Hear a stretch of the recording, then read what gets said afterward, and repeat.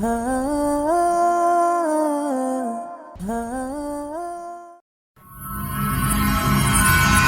হলো? আমি মসজিদে ঢুকতে পারছি না কেন? আমার সারা শরীরে আরাম আছে কেন? দেখি তো।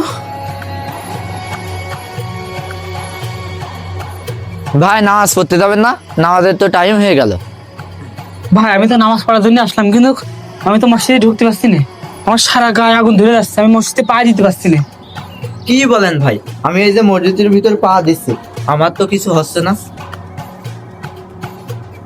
ইমাম সাহেব, সে মসজিদে নামাজ পড়তে এসেছে কিন্তু ঢুকতে পারছে না।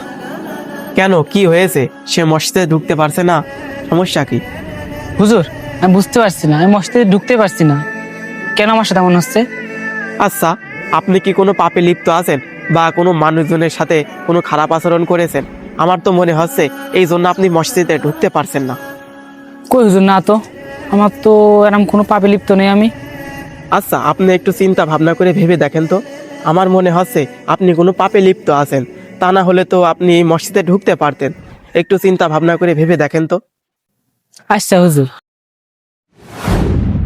ভাই, আমার আব্বু হসপিটালে ভর্তি, আমার ইমার্জেন্সি 2 লাখ টাকা লাগবে। আপনি তার টাকা যদি না দেন, আমার আব্বার বাঁচাতে পারবো না নে। আরে হ্যাঁ, টাকা তো দেবই, তুই কদিনই তো সাইডে খেয়ে বেড়ে বেঁচে আছি, কিন্তু আমি তো 2 লাখ টাকা দিতে পারি। এই 2 লাখের জন্য প্রত্যেক মাসে মাসে আমার 20,000 করে টাকা দিতে হবে। কি কন ভাই, আপনি আমার কাছে সুদ খাবেন? জানেন না ইসলামে সুদ খাওয়া হারাম? ও, তুই সুদের বিচার করছিস? তাহলে তোর টাকা নিয়ে লাগবে না, যা আমার টাকা আমার কাছে থাক, তুই না জায়গাতে দেখ। ঠিক আছে ভাই, তাহলে টাকাটা দেন, আপনার টাকাটা আমি ঠিকঠাক মতো দিয়ে দিবানে। ও সে তো এক লাইনই আসো, খামাখা ঝামেলা করো।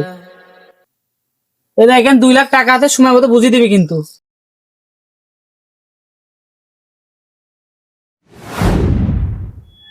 হুজুর, এই ব্যাপার। আপনি এত খারাপ মানুষ, আপনার সাথে এমনই হওয়া উচিত।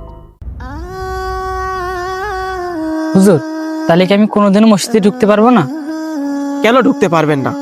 আপনি মন থেকে আল্লাহর কাছে তওবা করেন, আপনি নিশ্চয়ই ঢুকতে পারবেন। আর আল্লাহ চাইলে আপনাকে মাফও করে দিবে। আপনি একটু শুধু মন থেকে তওবা করেন। ই আল্লাহ, তুমি আমার মাফ করে দাও আল্লাহ।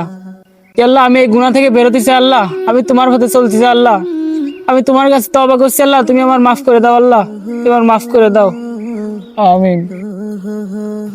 আচ্ছা, আপনি বিসমিল্লাহ বলে পা দেন। বিসমিল্লাহ।